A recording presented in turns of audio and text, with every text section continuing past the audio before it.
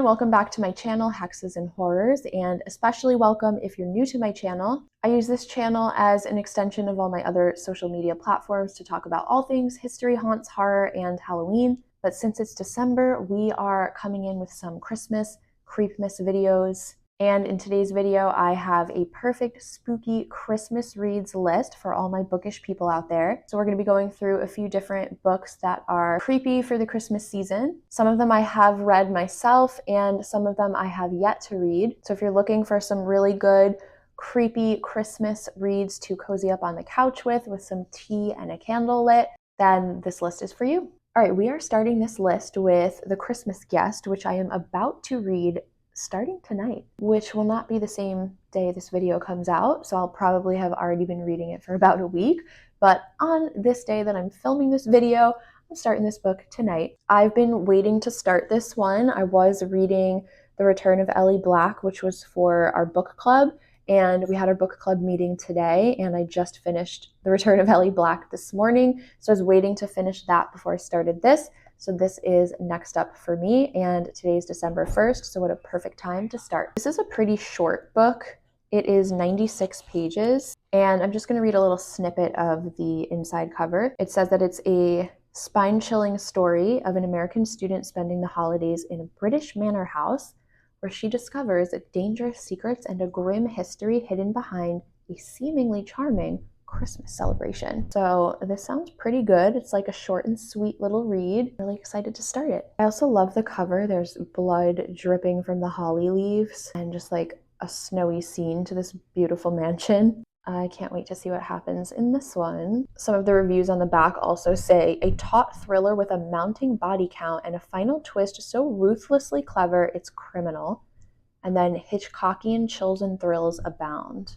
So, The Christmas Guest by Peter Swanson. Next up we have O Horrid Night, Chilling Holiday Tales for the Black-Hearted, a Fun Dead anthology. This is a bunch of short stories. I read this, I think, last holiday season, and I believe I purchased it maybe at Witch City Wicks in Salem or at Black Veil, and I just love the dedication. It says, "For the ghosts of Christmas past," which is perfect because most of the stories in this book are either from a different era or take place in a different era.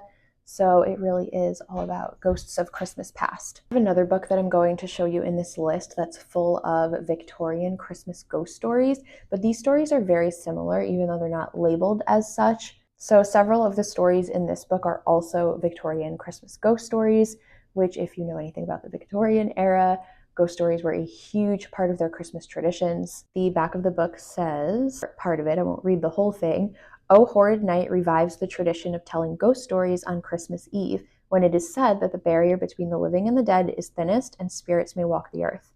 Such tales were in vogue in Victorian England, but the origins of the tradition stretch back in time in celebrations of the winter solstice, Yule, and Sol Invictus. Gather your friends and loved ones together, get cozy and warm with drinks or a roaring fire, and give them the gift of a spine-chilling ancient holiday tradition. Perfect for short stories. If you want something quick to read, you can just read one a day or one a night, or just read the whole thing. All right, the next book on this list is The Christmas Murder Game by Alexandra Benedict. 12 clues, 12 keys, 12 days of Christmas, but how many will die before the 12th night? I have not read The Christmas Murder Game yet, but I'm hoping to read it after The Christmas Guest. It is available at my public library, and they have it on display in a little curated section of creepy Christmas stories.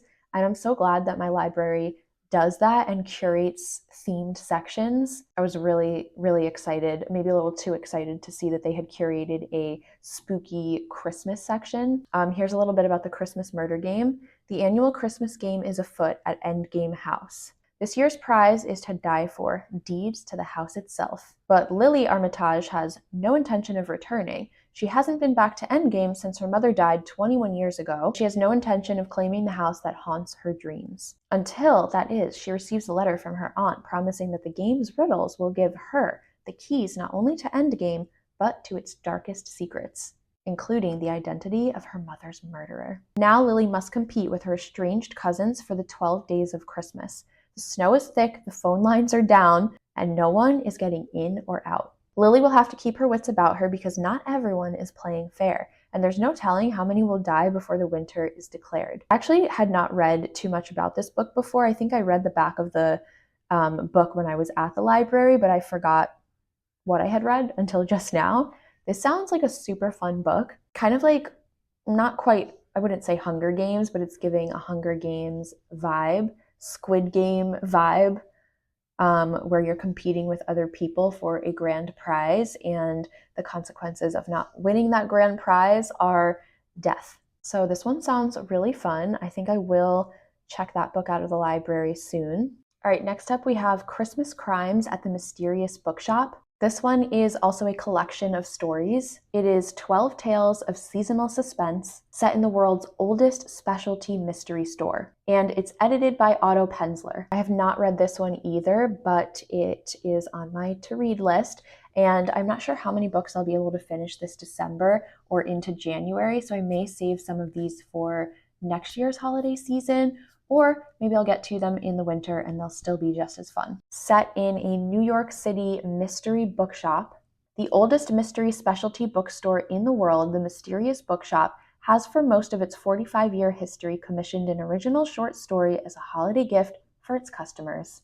Written exclusively for the store and never published elsewhere, stories were given as a holiday gift to its customers as a thank you for their business, handed out or mailed between Thanksgiving and New Year's Day. The prompt for the story requires 3 elements: that it be set at Christmas time, that it involves a crime or the suspicion of a crime, and that it is at least partially set in the bookstore. So it says that the dozen tales included in this book are the finest tales to be produced for this annual tradition. As obviously, I'm now realizing that the Mysterious Bookshop is in fact a real bookstore in New York City, and the 12 tales included in this collection are real fictional stories written by people associated or affiliated with the bookshop, which makes this so much cooler than what I thought it was upon first seeing this book.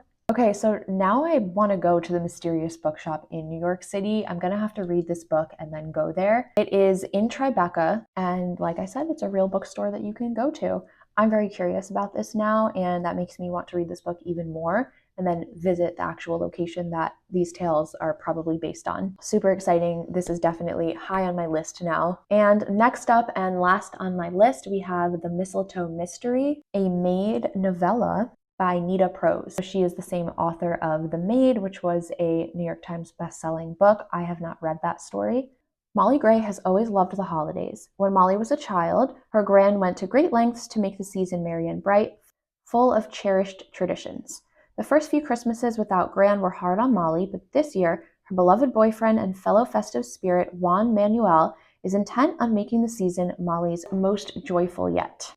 But when a secret Santa gift exchange at the Regency Grand Hotel raises questions about who Molly can and cannot trust, she dives headfirst into solving her most consequential and personal mystery yet.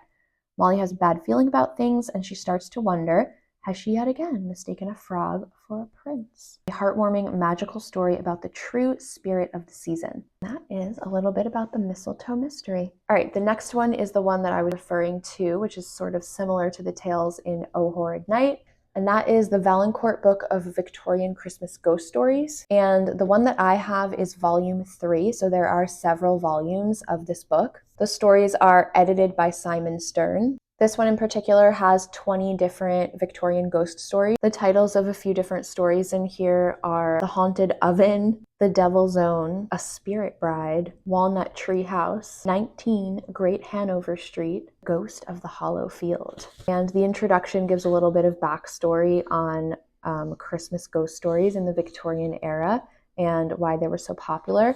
I'll just read a little snippet from the back of the book.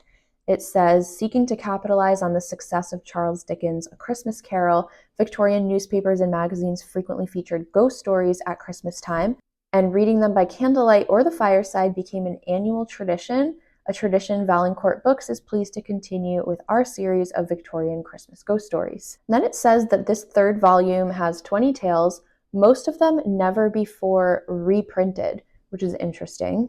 I would like to get some of the other volumes over time because I did really enjoy this. So if you are weird like me and you are interested in the Victorian era, or especially Victorian Christmas ghost stories, Victorian holiday traditions, this might be a fun read for you, as well as O Horrid Night, because like I said, the stories are very similar. Now moving away from kind of Victorian ghost stories, we have a book that I am at the beginning of reading currently.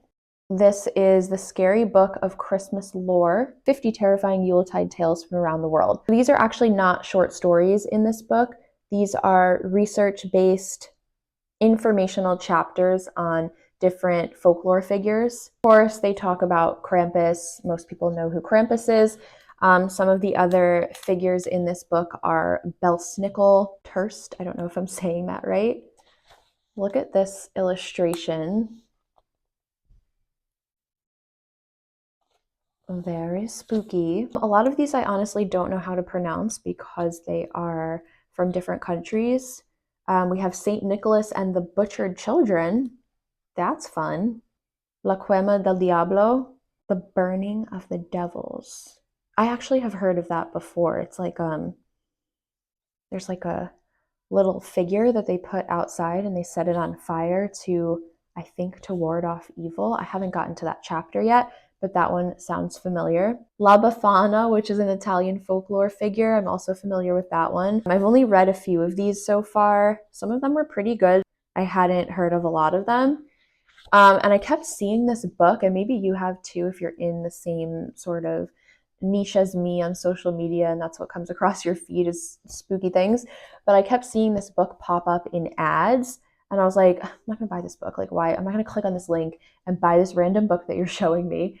But then I went to Barnes and Noble and it was just sitting out in their holiday section, their like scary holiday section that they curate. So I bought this one and I'm enjoying it so far. The back of the book says, whether you're a fan of history and folklore, you love learning about different cultures, or you just want to give a holiday gift that will bring the joy of Christmas to that lucky someone, just kidding, Scary Book of Christmas Lore is for you. 'Tis the season. So if you're interested in folklore figures or you want to learn more, this might be a good read for you. All right, next up we have the classic tale, and I would be remiss if I did not include it in this list, A Christmas Carol. This is such a good, easy, short read. I mean, look how small this book is. It's, in this version at least, 123 pages. I mean, everybody knows the story of A Christmas Carol. It's one of the most famous Christmas ghost stories in existence. I would argue the most famous ghost story, period. And if you love to read, if you love literature, like, you gotta read Charles Dickens. This is always a perfect read for December, for the holiday season.